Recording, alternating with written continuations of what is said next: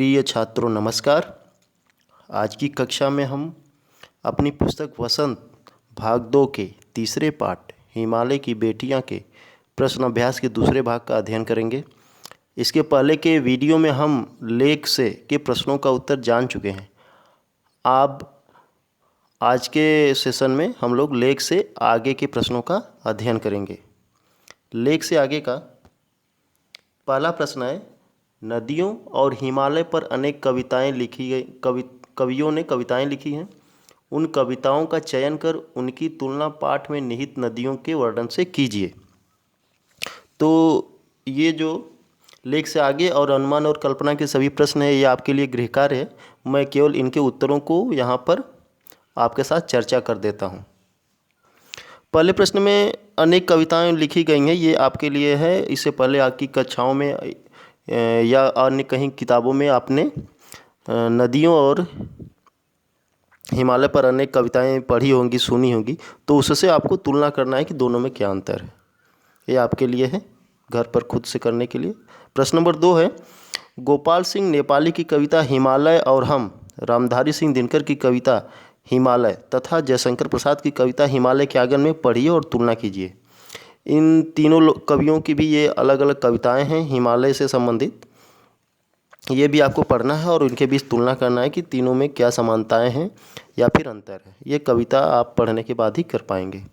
अगले प्रश्न की तरफ बढ़ते हैं। प्रश्न नंबर 3, यह लेख 1947 में लिखा गया है। तब से हिमालय से निकलने वाली नदियों में क्या बदलाव आए हैं?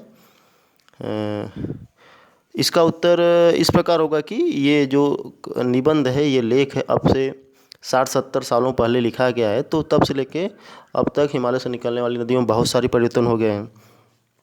उस समय तो नदियाँ हमारी एकदम से प्रदूषण मुक्त होती थी, उनका पानी एकदम स्वच्छ निर्मल होता था, उनमें औषधीय गुण होते थे। पर धीरे धीरे प्रदूषण बढ़ता जा रहा है। जगह जगह बांध बनने के कारण जल प्रवाह में कमी हो गई है, जो कि मनुष्य के लिए लाभकारी नहीं है। वर्तमान समय में लोगों में काफ़ी जागरूकता आ गई है। जल के बिना जीवन असंभव है। इसलिए नदियों को शुद्ध करने के लिए समय समय पर अनेक अभियान चलाए जा रहे हैं, जैसे नमामि गंगे परियोजना। ऐसे ही ढेर सारे परियोजनाएं चलाई जा रही हैं जिससे कि नदियों का पानी स्वच्छ हो सके।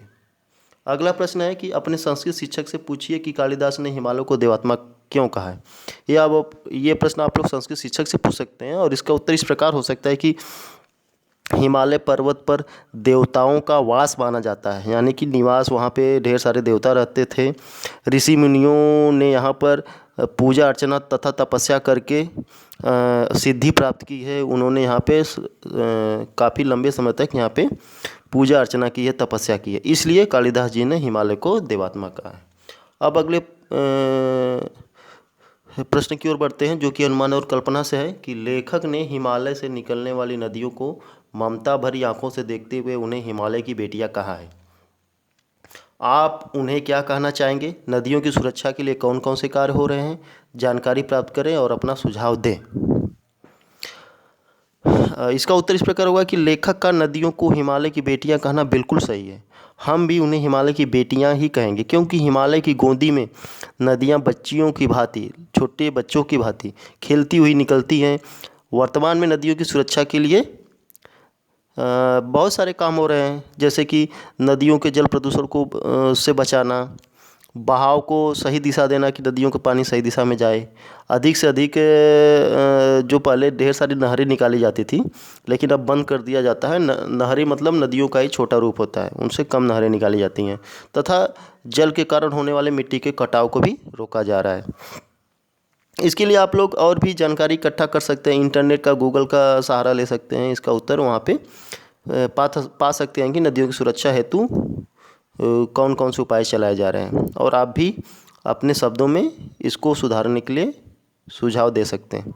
प्रश्न 2 है कि नदियों से होने वाले लाभों के विषय में चर्चा कीजिए और इस विषय पर 20 पंक्तियों का एक निबंध लिखिए।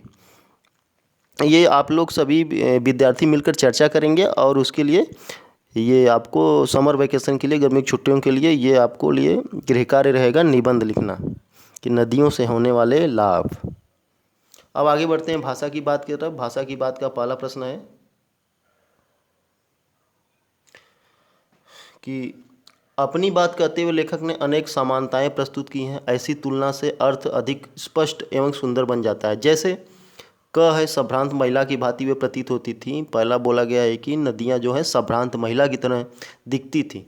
और नंबर ख है माँ और दीदी, मौसी और मामी की गोद की तरह उनकी धारा में डुबकियाँ लगाया करता। अन्य पाठों से ऐसे 5 तुलनात्मक प्रयोग निकल कर कक्षा में सुनाइए और उन सुंदर प्रयोगों को कॉपी में भी लिखना है। जैसे इस पाठ में लेखक ने संभ्रांत महिला और जैसे माँ, दीदी और मौसी की तरह नदियों की तुलना की है, उनको उनके समान दिखाया है। हम लोग अपनी किताब से भी अभी अभी तो ज़्यादा प्रश्न पढ़े नहीं, हम लोग ज़्यादा पाठ पढ़े नहीं हैं। आगे के पाठों में ऐसे उदाहरण ढेर सारे मिलेंगे, तो इसका उत्तर लिख लेंगे। फिर जब वो पाठ आएगा तो हम लोग उस शब्द की उस पंक्ति की पहचान कर लेंगे। यहाँ पे उत्तर में हम लोग देखते हैं, जो पहला उत्तर है वो पहले पाठ से ये हम लोग जो पढ़ चुके हैं। पहला उत्तर है लाल किरण सी चोंच खोल चुगते अनार के दाने। ये पहले पाठ में ही हम लोग पढ़ चुके हैं कि जो पंछियों की चोंच है वो लाल किरण के जैसी है। यहाँ पे भी पंछियों की चोंच की तुलना लाल किरण के समान दिखाई गई है।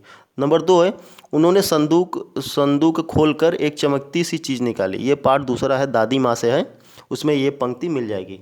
तीसरी पंक्ति है कि सागर की हिलोर की भांति उसका यह मादक गान गली भर के मकानों में इस ओर से उस ओर तक लहराता हुआ पहुँचता और खिलौने वाला आगे बढ़ जाता।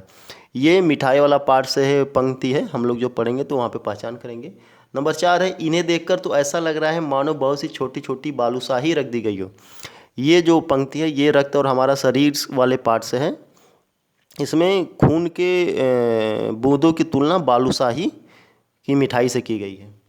5वां है यह स्थिति चित्रा जैसी अभिमानिनी मार्जारी के लिए असह्य ही कही जाएगी। ये पाठ नीलकंठ से है, जो कि महादेव वर्मा द्वारा लिखित है। हम लोग इसको बाद में पढ़ेंगे और वहाँ पे उस पंक्ति की पहचान करेंगे। अब बढ़ते हैं प्रश्न नंबर 2 की तरफ। निर्जीव वस्तुओं को मानव संबंधी नाम देने से निर्जीव वस्तुएं भी मानव जीवित हो उठती हैं। लेखक ने इस पाठ में कई स्थानों पर ऐसे प्रयोग किए हैं। जैसे परंतु इस बार मैं हिमालय के कंधे पर चढ़ा तो वे कुछ और रूप में सामने थी। और नंबर ख है काका कालेलकर ने नदियों को लोक माता कहा है। पाठ से इसी तरह के और भी उदाहरण ढूंढना है। तो इसका उत्तर इस प्रकार है, 5 उदाहरण दिए गए हैं। पहला है माँ और दादी, मौसी और मामी की गोद की तरह उनकी धारा में डुबकियाँ लगाया करता था, यानी कि जो नदियाँ हैं वो इंसानों की तरह यहाँ पे प्रतीत हो रही हैं। दूसरी पंक्ति है अपने महान पिता का विराट प्रेम पाकर भी अगर इनका हृदय अतृप्त है तो वह कौन होगा जो इनकी प्यास मिटा सकेगा। यहाँ पर भी नदियों को पिता और पुत्री के प्रेम के रूप में दिखाया गया है। नंबर 3 है कौन जाने बूढ़ा हिमालय अपनी इन नटखट बेटियों के लिए कितना सिर धुनता होगा। यहाँ पर भी नदियों में मानव का रूप दिखाई दे रहा है। 4 है बूढ़े हिमालय की गोद में बच्चियाँ बनकर ये कैसे खेला करती थी। यहाँ पर भी बेटियों के रूप में, छोटी लड़कियों के रूप में नदियाँ हैं।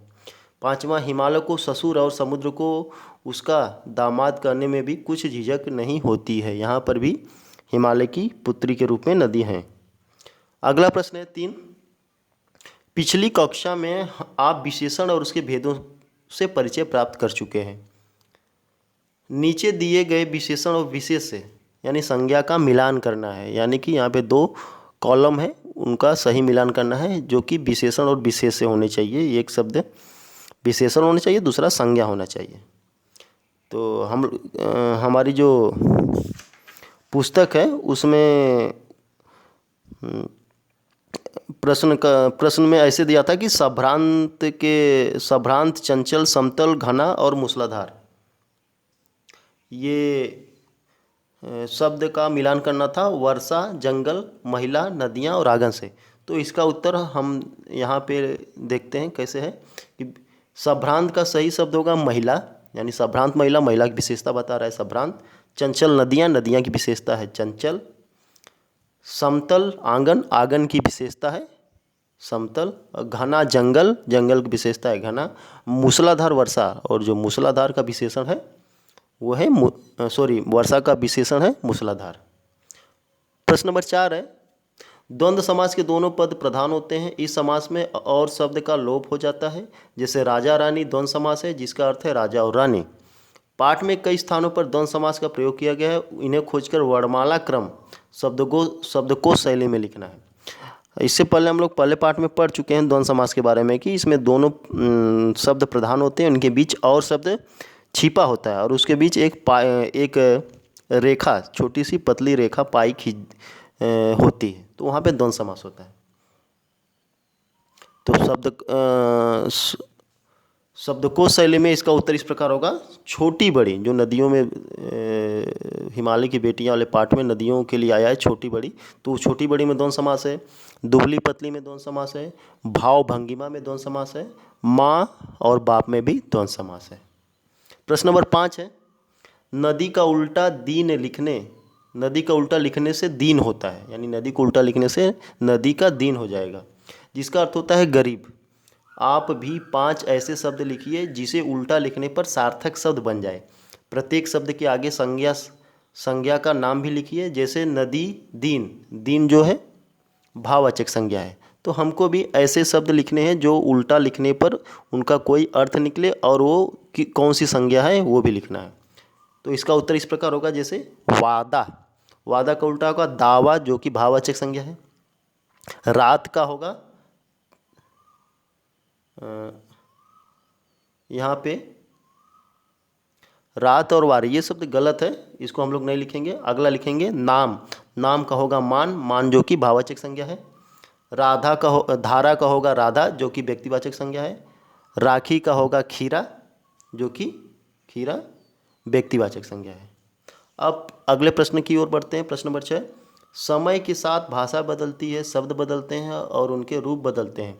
जैसे वेतवा, नदी के नाम का दूसरा रूप वेत्रवती है। नीचे दिए गए शब्दों में से ढूंढकर इन नामों के अन्य रूप लिखिए। जैसे पहले के समय में सतलुज, रोपड़, बिपाशा, वितस्ता, झेलम, चिनाव, रूपपुर, शतद्रुम।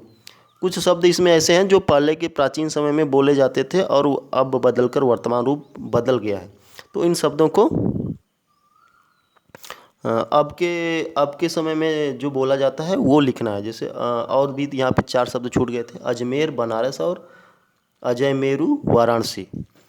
तो ये जो शब्दों का समूह है, इनमें से पुराने बोले जाने वाले शब्द और अभी के समय में बोले जाने वाले शब्दों को मिलाना है। जैसे पहले सतलुज जो नदी अभी बोली जाती है उसका पहले का नाम है शतद्रुम। अभी झेलम जिसको बोला जाता है वो है बितेस्ता। अभी जिस शहर को अजमेर बोला जाता है उसका प्राचीन नाम है अजयमेरू। रोपड़ प्राचीन नाम है रूपपुर। चिनाव जिसका पुराना नाम है बिपाशा। और बनारस का पहले का नाम था वाराणसी।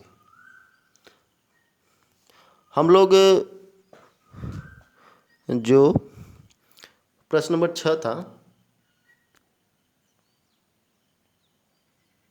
उसमें प्रश्न नंबर 5, इसमें 2-3 शब्द और हम लोग जोड़ सकते हैं। जैसे याद का उल्टा होता है दया, जो कि भाववाचक संज्ञा है। मरा का उल्टा शब्द होता है राम, जो कि व्यक्तिवाचक संज्ञा है। और भला का होगा लाभ, जो कि भाववाचक संज्ञा है। उसी प्रकार नशा का उल्टा शब्द होगा शान, जो कि भाववाचक संज्ञा है। और उसी प्रकार होगा राही का उल्टा होगा हीरा, जो कि द्रव्यवाचक संज्ञा है। अब हम लोग प्रश्न नंबर 7 जो कि अंतिम है उसका उत्तर जानेंगे। प्रश्न नंबर 7 है कि उनके ख्याल में शायद ही यह बात आज आ सके कि बूढ़े हिमालय की गोद में बच्चियां बनकर ये कैसे खेला करती थी। उपर्युक्त पंक्ति में ही के प्रयोग की ओर ध्यान दीजिए। ही वाला वाक्य नकारात्मक अर्थ दे रहा है, इसलिए ही वाले वाक्य में कही बात को हम ऐसे भी कह सकते हैं, उनके ख्याल में शायद यह बात ना आ सके। इस प्रकार नकारात्मक प्रश्नवाचक वाक्य कई बार नहीं के अर्थ में इस्तेमाल नहीं होते हैं। जैसे महात्मा गांधी को कौन नहीं जानता। दोनों प्रकार के वाक्यों के समान 3-3 उदाहरण सोचिए और इस दृष्टि से उनका विश्लेषण करना है। कहने का मतलब यहाँ पे ये है कि वाक्य में नहीं शब्द भी आएगा और उस वाक्य का अर्थ नहीं होगा, बल्कि उसका अर्थ प्रश्नवाचक वाक्य के रूप में निकलेगा। जैसे हम लोग उत्तर जब जानेंगे तो इस प्रश्न का मतलब समझेंगे। पहला उत्तर में पहला पंक्ति है कि वह शायद ही तुम्हें पहचान सके। यहाँ पे नहीं शब्द आया है, लेकिन इसका अर्थ जो होगा वो प्रश्नवाचक में न होकर नकारात्मक वाक्य में होगा। वह शायद ही तुम्हें पहचान सके, यानी कि वह तुम्हें पहचान नहीं पाएगा। यहाँ पे नहीं आया है, फिर भी इसका अर्थ नकारात्मक वाक्य के रूप में निकल रहा है। दूसरा है उन्हें शायद ही इस घटना की जानकारी है, तो इसका मतलब ये होगा कि उन्हें इस घटना की जानकारी नहीं होगी। इसका मतलब ही इस वाक्य का अर्थ भी नकारात्मक निकल रहा है। तीसरा है वे लोग शायद ही इधर आएँ। वे लोग शायद ही इधर आएँ, यानी कि वे लोग इधर नहीं आएंगे। ऊपर के जो तीनों हम लोग पंक्तियाँ पढ़ी हैं, तो उसको अब हम लोग प्रश्नवाचक वाक्य में बदलेंगे तो समझ में आ जाएगा। जैसे कि पहला था वह शायद ही तुम्हें पहचान सके, इसका होगा तुम्हें कौन नहीं पहचानता, यानी कि सारे लोग पहचानते हैं। नंबर 2, इस घटना की जानकारी किसे नहीं होगी, यानी हम लोग जो पहले पढ़े थे कि उन्हें शायद ही इस घटना की जानकारी हो, तो इसका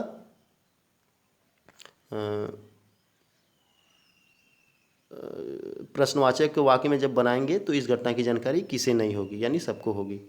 प्रश्न नंबर तीसरा जो हम लोग उत्तर लिखेंगे कि वे लोग शायद ही इधर आएँ, यानी कि वे लोग नहीं आएंगे। तो अब इसका हम लोग जब उल्टा करेंगे, यानी सब लोग आएंगे, लेकिन हम लोग नहीं शब्द का प्रयोग करेंगे, लेकिन उसका अर्थ नकारात्मक न होकर के सकारात्मक वाक्य में होगा। यानी कौन यहाँ नहीं आना चाहेगा, यानी सब लोग आना चाहेंगे। यानी कि पहले हम लोग जो वाक्य तीनों पढ़े थे उसमें नहीं शब्द नहीं था, फिर भी उसका अर्थ जो नकारात्मक निकलता था, और उन्हीं तीनों वाक्यों को हम लोग जो बदले हैं सकारात्मक में, लेकिन सकारात्मक वाक्य बदलते समय उसमें नहीं शब्द का प्रयोग किए हैं। तो यहाँ पर शब्दों में नहीं तो लगा हुआ है, लेकिन उनका अर्थ सकारात्मक आ रहा है। तो आज का सेशन यहीं पे समाप्त होता है, क्योंकि सारे प्रश्न हम लोग यहाँ पे हल कर दिए हैं, प्रश्न नंबर 7 तक। उम्मीद है आप लोगों को सारे प्रश्न का उत्तर समझ में आया होगा। अगर नहीं आया होगा तो आप लोग मुझसे पूछ सकते हैं। आज के लिए इतना ही, धन्यवाद।